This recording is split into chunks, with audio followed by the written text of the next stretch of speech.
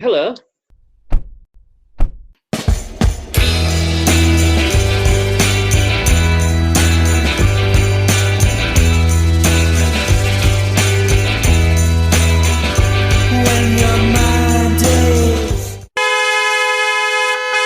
Just in passing, I think we could just mention this has obviously been the big week for funding decisions, national portfolio funding in particular, for all our major arts organisations.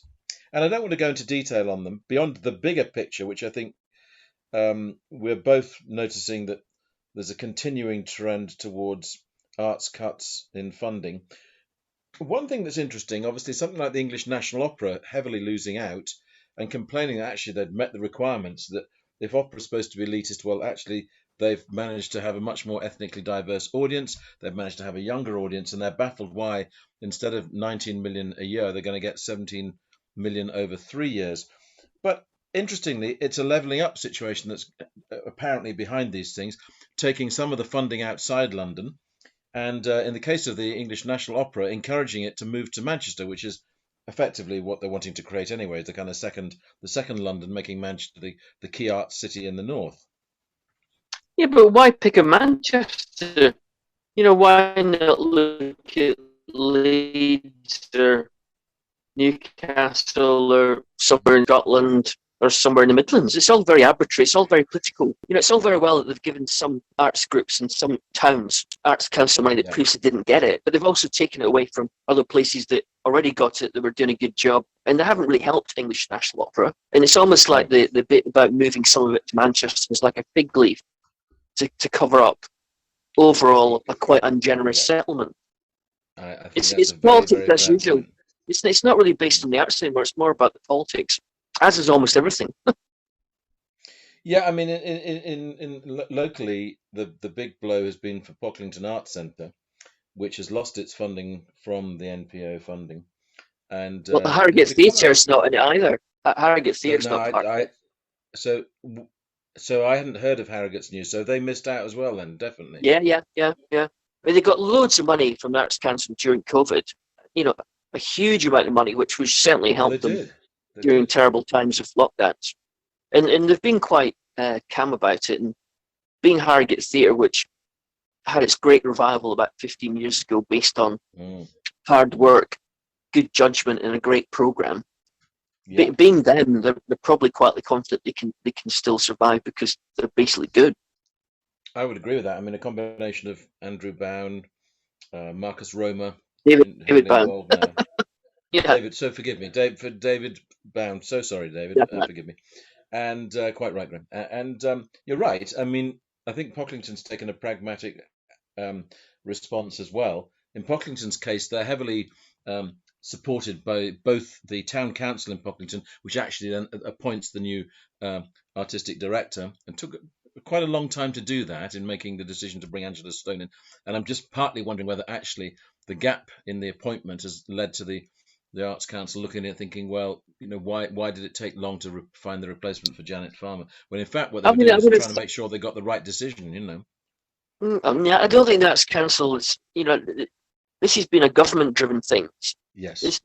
This is the government looking into doing a new austerity, and it's all part of that. So I doubt the I decisions mean, were no one entirely is done in the surprised to see that the artistic arts merit. is going to fall victim under any under austerity cuts. Yet again, the arts will be the one, along with even within the world of education. Again, the arts within education will be the thing that suffers. This is a consistent theme, and yet holistically, and for our mental well-being, and we've discussed this many a time before, removing the opportunity to be entertained, to be stimulated, to have issues addressed is unhealthy for a nation.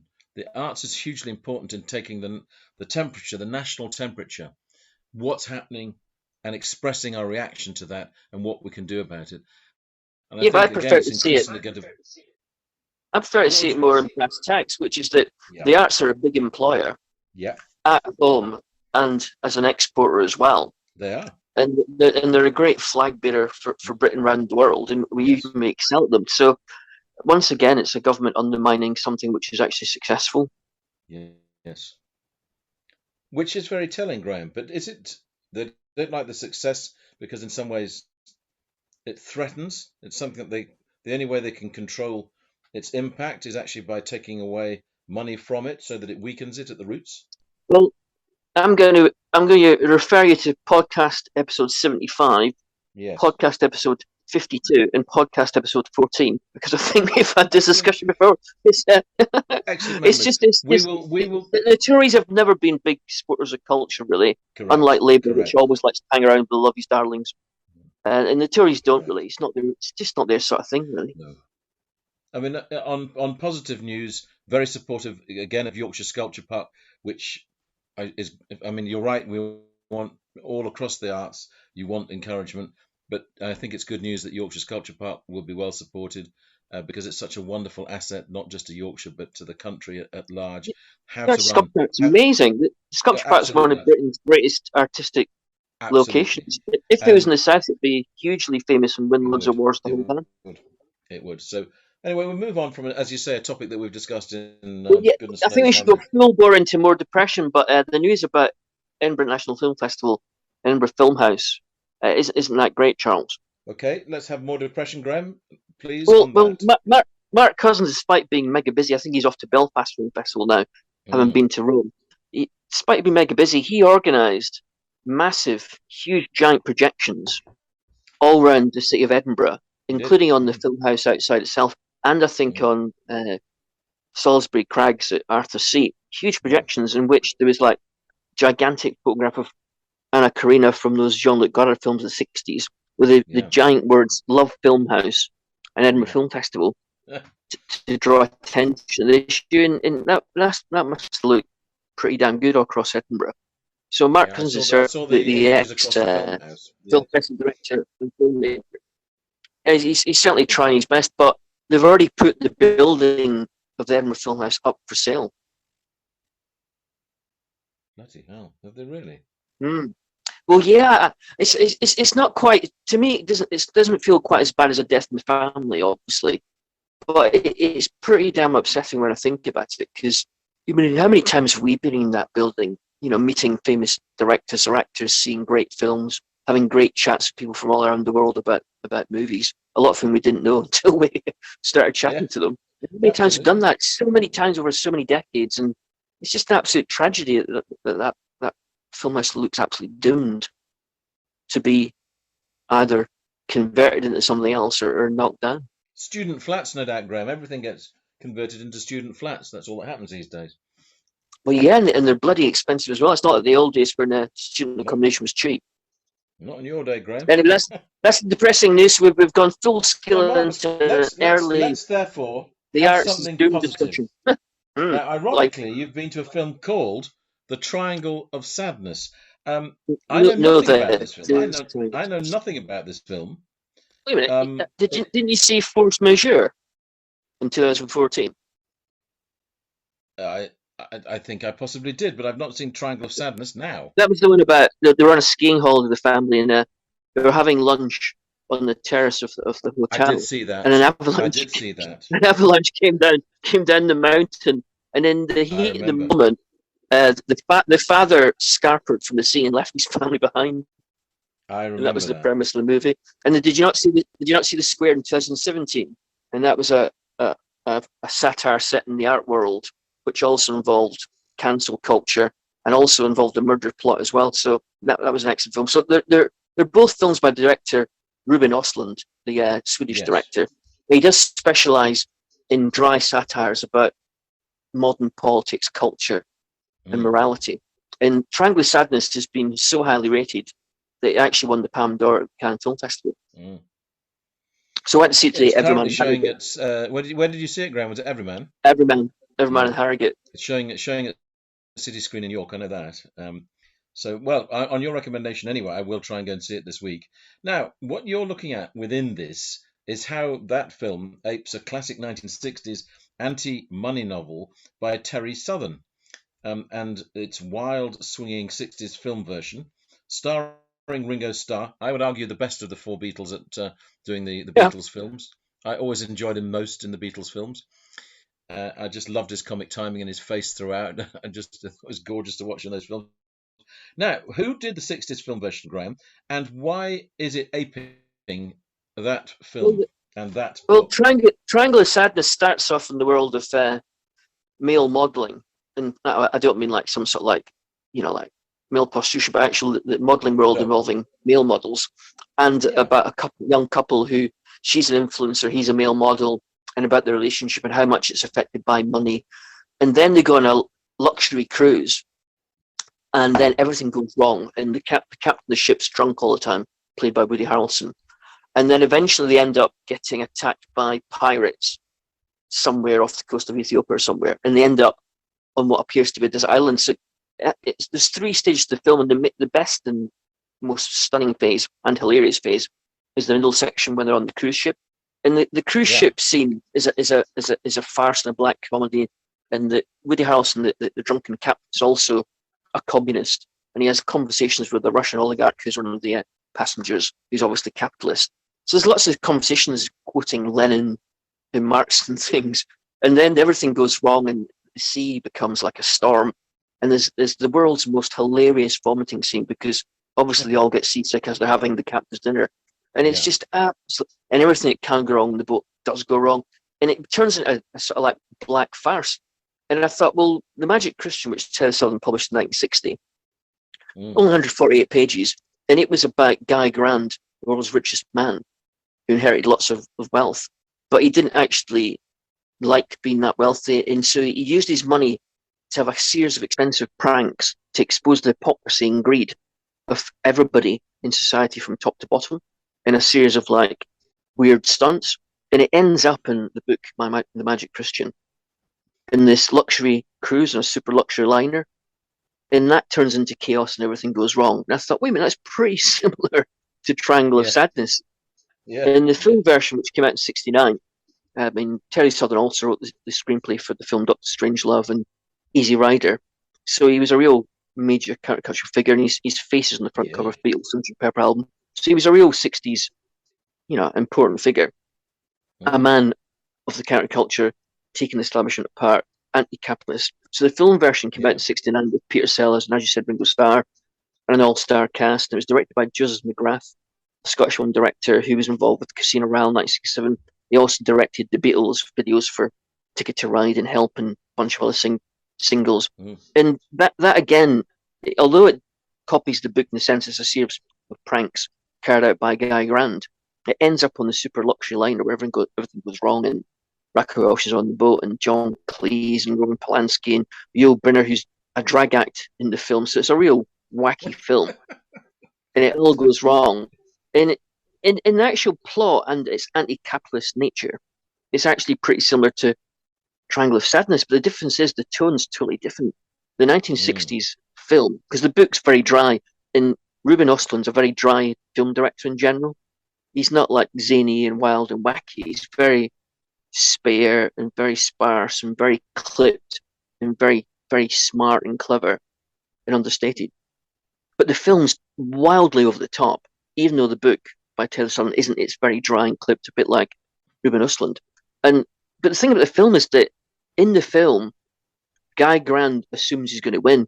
Guy Grand assumes that all the people he's taking on, all the hypocrisy he's exposing, are just 100% wrong.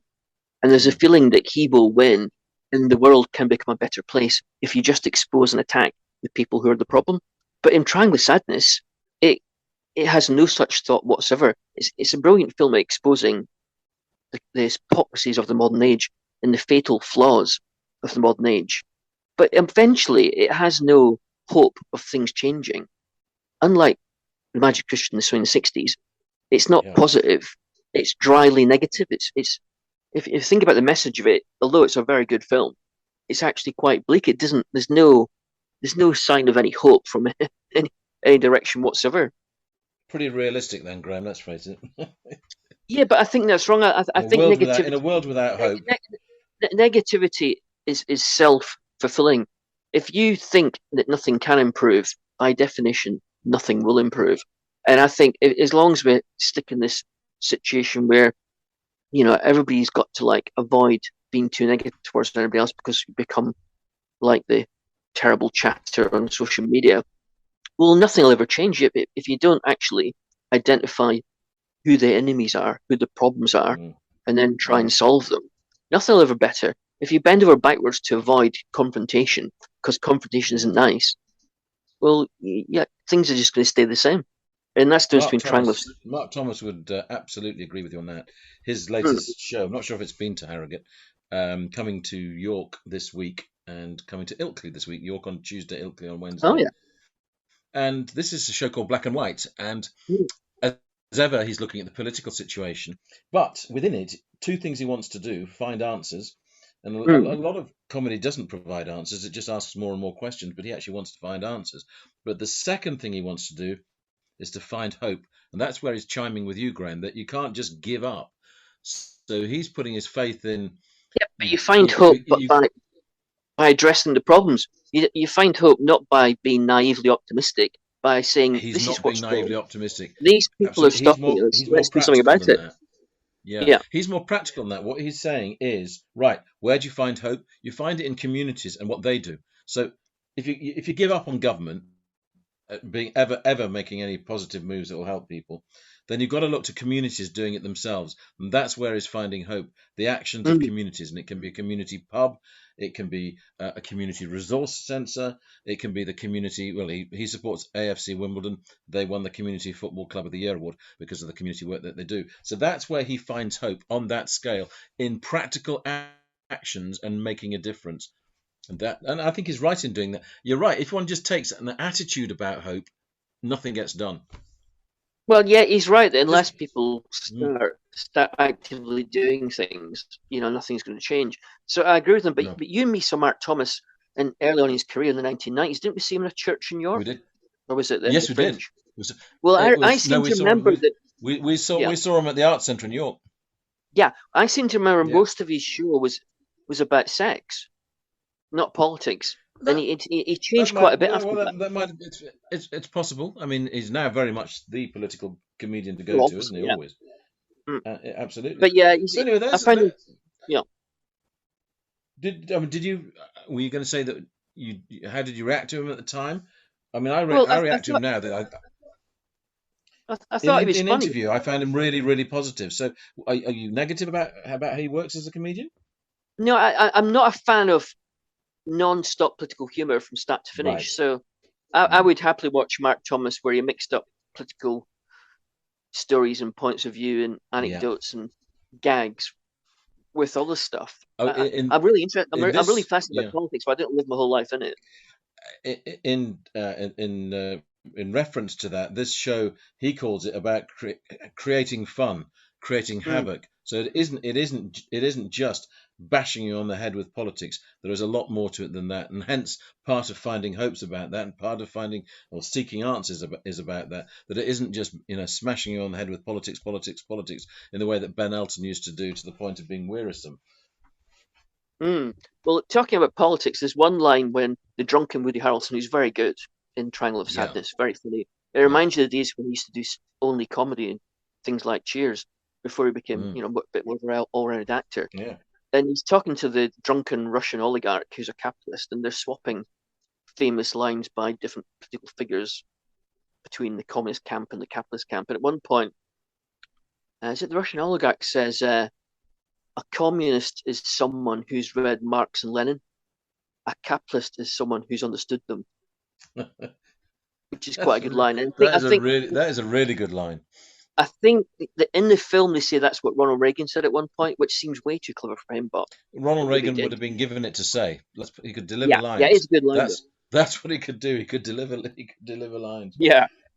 Well, so, I saw a film big recommendation then, Graham. I mean, we're always looking around for films it's a great film. Take a different view on life and outsider's view. It's a great film, but it's a great film like Parasite was, which won the best movie Oscar the other year. It's a satire, and a satire has less emotional resonance than a normal good film. So even though it's a great satire, but as a film, I would say it's only a good film apart from the cruise scene in the middle section, which is absolutely hilarious and absolutely on the money. So that's an interesting thought on satire. Yeah. Well, the satire means the characters aren't real because every line's making a point. If every line makes a point, it can't be real drama. Yeah, I mean, the nature of satires was it was delivered by the satires, Satyrs, in a short burst at the end of a play. And that's where Mm. satire came from. They would react to the seriousness of a play by satirizing it in some way in short bursts of thought. So that's how Yeah, satire started. So yeah. Well, if you have an entire film rooted in satire, I mean, satire probably therefore suits what? Sitcom, it suits political comedy, it suits half an hour slots, it suits live performance by comedians. Is it more there's, difficult, do you think, for there's satire not to rest a film on? there's not many films that have been made that have been big hits and which are still remembered, which are satire from start to finish. Most of the films that have got satire in them that are remembered are films that are partly satire and partly drama, partly satire and partly a proper comedy. A film that's entirely satirical is very rarely hugely successful. So that would be Peter Or Sellers' films of the 60s. some of them, but also uh, recent films by Amanda Iannucci, like The Death of But Stalin, for example. yes, That was satire from start to finish, but that was such yeah, a brilliant script with such a it was. fantastic It cast was. that even though it was all satire, it was a cut above almost Yeah, any other satirical film I've ever seen. Stunning. yeah. And Triangle of Sadness is nearly as good as Death of Stalin. It's certainly one of the best films Mm, of the year for absolute certain. mm. Well, I'm absolutely vowing to see that. Now, Graham, I said I'd look at Guy Fawkes, the play in York, and we'll come on to Arctic Monkeys if we may after that. But just to give the context of this, Guy Fawkes, of course, I think we mentioned it in passing last week. His connection with York, born in the city, christened in the city, went to school in the city, and this is strange enough, I bumped into. Um, you know that show we went to, the Fladham show we went to in Edinburgh? Do you remember? Pigs, pigs, With pigs. Was that it? it was the one with Adam and Flo. Do you remember in the Oh no, Edinburgh it wasn't. International? It's very much not pigs, pigs, pigs. I remember it Correct. well. It's a bit like So a great BBC Radio 4 comedy sketch, except down in the basement in the Edinburgh Convention Centre. that's the one. So it turns out that Flo's father wrote a play some years ago. Last week I was saying why haven't been plays, more plays about Guy Fawkes. Turns out he wrote a musical about Guy Fawkes. So little and he happened to be there watching this show the other night. This is David Reed's Mm. play that was at the York Theatre Royal and remains at York Theatre Royal until Saturday of next week, November the 12th. And the story behind this is that David Reed, York-born, like Guy Fawkes, member of the Penny Dreadfuls group, which is they're kind of historical satirists, better known for their radio work. And this is the first play that is done for the stage. And it took a long time to get to the stage, delayed partly by COVID and just other circumstances as well. Mm. So it's finally made it to the stage now. And if I'm honest, I was expecting more than we got with it. It ended up Final sort of. stage. You mean. What's that, Graham? Say again. Oh dear. Was it a damp squib? Did diffuse? Well, Did diffuse if not I quite say that light? if I say it didn't catch fire, if it Mm. didn't fizz, I think what it was, it had that trying to make a balance between downright silly comedy and making serious points, Oh yeah. and it therefore had an uneven tone that it never quite settled upon. So just as you were getting into a flow of comedy, you suddenly got the more serious points within it, and I think what it was looking at, the famous last episode of Blackadder, the tone that hit, that Mm. famous last scene, Mm. and so in some ways, But I could be I wrong here. wonder whether it would. But that Because involved what? Ben Elton writing the script and Rowan Atkinson performing. Well, those are two things that the production at York didn't have. Well, David Reed's writing for radio has been hugely successful, so he has a very good track record for what is written. It would be fair to say that writing for the stage is different from writing for radio, and I did think it was a play that was too long. I often go on about plays being too long, but I think again it's one of those things. If you've got comedy, if you look at the skill of comedy that's being done by the Mischief organization, they are behind the comedy about a bank robbery, the play that goes wrong, the one about magic that's just been done, and now there's also they have a TV series, and they get how comedy works really, really Mm, well. mm, Comedy is really difficult on stage. As an actor, people think marvelous if you do tragedies. I tell you, always say this, that comedy acting is a whole lot more difficult than any other form of acting. totally, yeah, I Timing, agree. you're reliant on script, you're reliant on the others that you work with. So David himself ended up playing Guy Fawkes, the lead role within it, and his tone within it was largely the one that was the most serious. So Mm. around him, you had Greg Haste playing Thomas Percy, who's a kind of preening figure in the style of Rick Mayall's character in Blackadder, who just kept saying Oh, yeah. "Huzzah!" So he was very Yeah, much that flamboyant character. And what yeah, you yeah. had is that Guy Fawkes comes along. Basically, there's a group of lads who've been going to the pub together for years, led by Robert Catesby. The lovely performance by Robin Simpson, probably the best performance, the best balanced performance within the piece. And all of them are, for example, more interested in the nibbles that are being served. Now, I kind of liked that side of the comedy with it, and I liked the meta theatre element, which were references to Shakespeare that I enjoyed. There was a 5-minute sequence all When involving it was a Shakespeare bit sort of plays. annoying and clever and a bit like, winking at you So it as worked it did it. well, exactly Yeah. that, when it was doing Mm. that. Now, but the thing is, it was right. So when do you have that, and then when do you have the serious points? So the character that David's playing, basically what happens is that they're not probably never going to go on and do a gunpowder plot until Guy Fawkes comes along. Now he's by this stage he calls himself Guido Fawkes, and he's taken part in war in Spain for 13 years, and he's war weary, but he's passionate about getting the Catholics back on the throne. Mm, So mm, he's the mm. one who's the most serious about doing everything. He to the point of being really, really intense with it, whereas the others, maybe this is partly in the way that the piece has been written, are to some extent rather like watching the Blackadder foppishness style of So trying what's of doing wrong it. with the serious bits? What is wrong with the serious bits? Well, so I think you had to make a decision between are we going to tell a serious story, or are we going to do it with comic verve, full stop? And I don't think one can make points. The comedy point is inevitably is to send it up somewhat as to how ridiculous it was that they did this, how they thought they could do it, how they thought they could get away with it. So I think that probably that tone would have been the one that would have worked in its own way. But obviously, David also wanted to show the full character of Guy Fawkes that he feels has not been presented. So Yeah. within that, you had a Mm. situation where two stories were kind of going against each other rather than working together. He was having two I plays in understood the one reason place. behind it. Yeah, he was Yeah, having yeah. his cake and he was having his cake and eating it. So he was trying to achieve two things at the same time without integrating them properly. He could have done Well, the tragic last comedy and integrated them if he'd done it now as a that's interesting. tragic. If you do it as a tragicomedy, Mm, now maybe because again, I never felt a sadness for Guy Fawkes.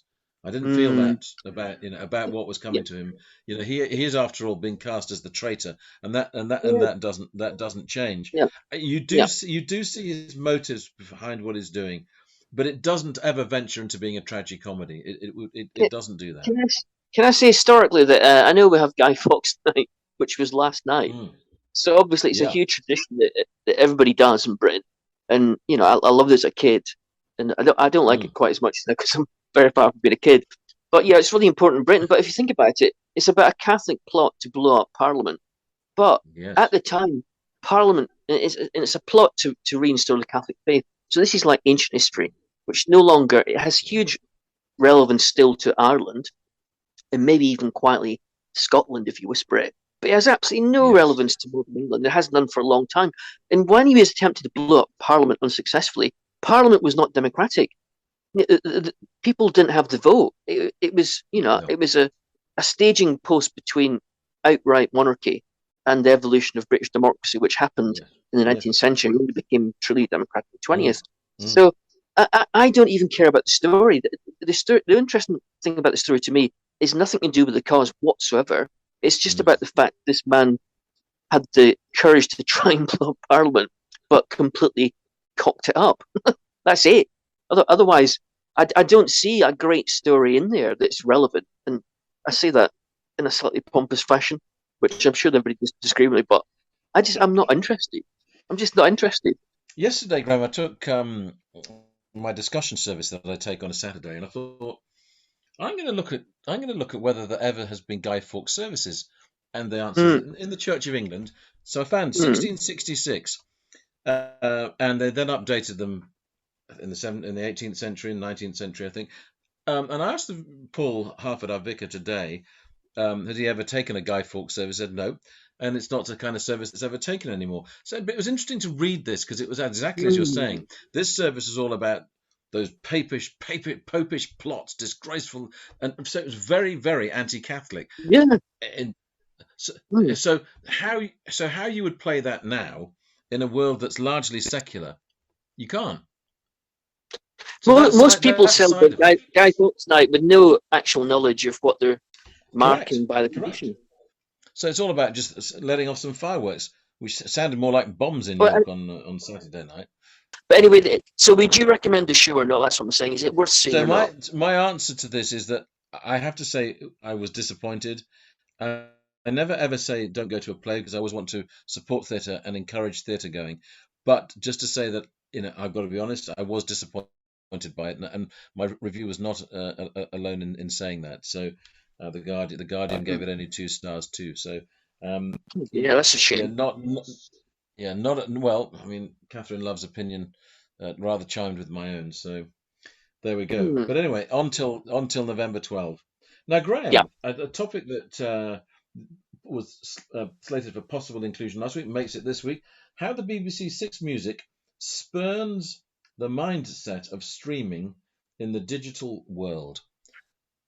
Well, this is an utterly ludicrous argument I'm about to give you because it came into me the I'm other day when it welcoming was. anything ludicrous. Go for it. No, it's totally ludicrous. I was thinking about all the stories that we upload for local websites across Britain, all the newspapers that used to be just Yeah. print newspapers, but like the Harrogate Advertiser, I've had a website for years, so you're constantly uploading loads and loads of stories in a permanent, semi-permanent way to feed the beast that is the digital world.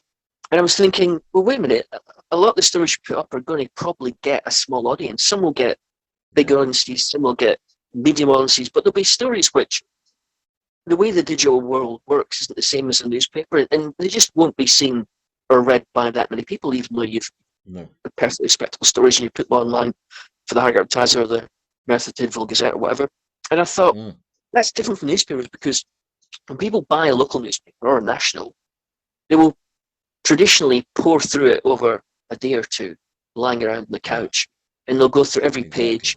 They'll stop at first to only the stories they're most interested in, then they'll go back a couple of hours later and they'll read maybe a story or two that they didn't find that interesting when they first glanced through the paper, and then they'll go back again and they'll have a look at that. And eventually, you may not read every story in a newspaper, but you will actually at least glance at them and have a look. And the great thing about newspaper is that it brings all these things together, and then you look, and it leaves you free to decide whether to read them or not, and free to decide whether you like the story, you didn't like the story, free to decide Mm. whether you're going to react to the story. You might write a letter to the paper, or you might go out and do something as a result of actually reading a story. But it's up to you. The reader, has that individual choice. So basically, newspapers, local papers, are like BBC Six Music. Six Music. When you listen to BBC Six Music, their playlist policy is so diverse and wide and covers, the last 60, 70 years of music, every sort of form of music from every country in the world, apparently. Mm. And I thought, wait a minute, it's an amazing playlist, a lot of which I don't personally enjoy that much, especially the first Yeah. time I've heard a track from, Yeah. South Africa or somewhere.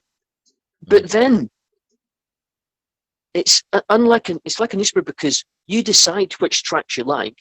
You decide whether to listen to the whole track or go and do something else for a minute, or put another radio station on, then go back to music later on.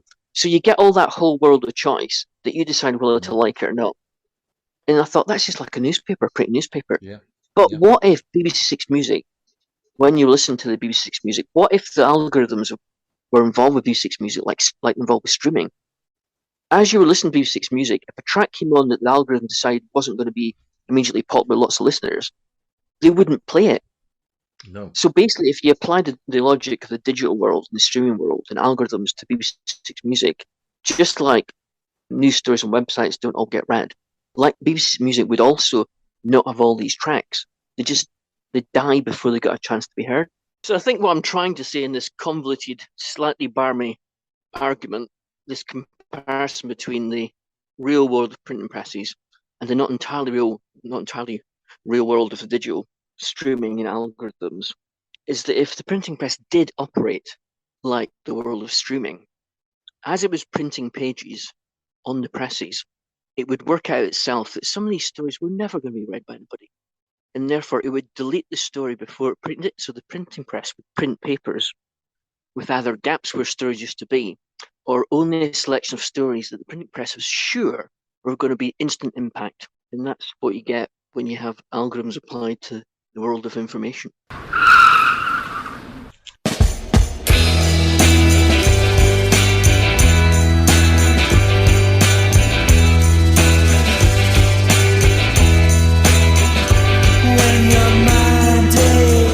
You've been listening to the podcast Two Big Egos in a Small Car.